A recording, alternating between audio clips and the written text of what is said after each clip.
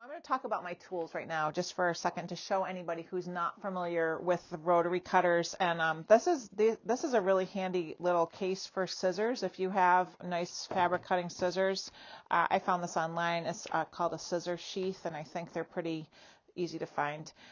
So the rotary cutters are made by a company called Olfa. That's my preferred brand simply because of the way that it's shaped, and it's ergonomically nice to just use this as a repetitive tool.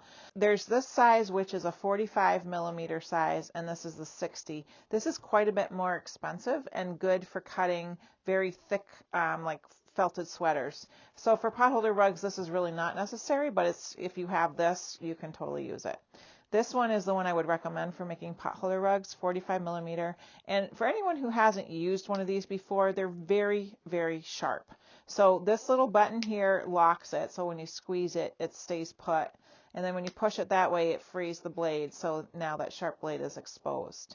So when you're cutting, you're going to hold the blade with your hand and cut. And then when you let go, it's going to go back. So it won't just be an exposed blade sitting on your cutting surface. The blades are, you buy them individually.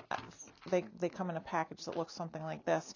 You can find these blades less expensively on the internet. If you Google search rotary cutter blades, you're going to find them much more inexpensively than you will at like a Joann's Fabrics or a craft store like that. So changing the blade is a little tricky, and you can see that these two cutters are loaded a little differently. This is on the back side of this cutter, and I don't really think it matters too much, although there's this little spring inside here that looks kind of like it's sort of like a concave little kind of washer thing that has a little bit of a curve to it. And that piece is quite important. So you're going to take all your pieces off. I usually do this in a row so I can remember the order that I took them off in. There's the blade.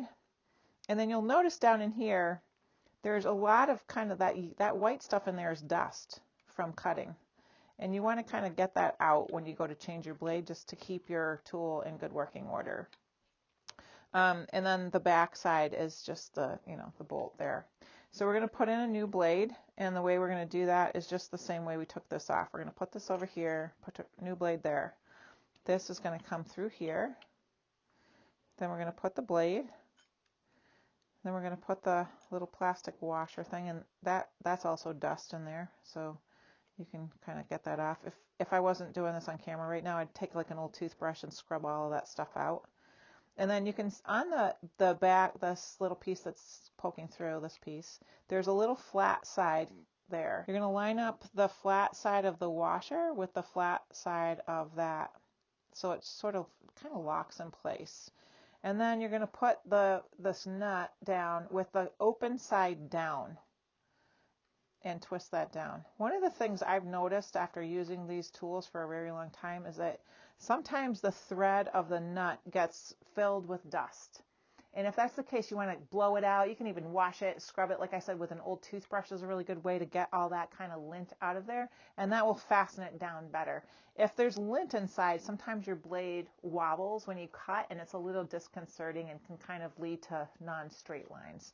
So that's my little quick tutorial on how to care for your blade. The other thing that you want to do with the spent blades is either put them back in the box and mark your box like old blades, or the other thing I do is I take a piece of box tape and I tape around the whole blade so that when you throw it in the trash can, it's not an open blade for like the garbage person.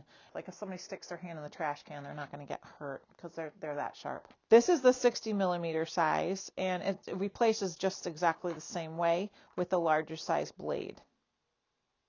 When you're replacing your blade, it's a really good idea to be sure your handle is locked, so it's just reducing the likelihood of anyone getting hurt.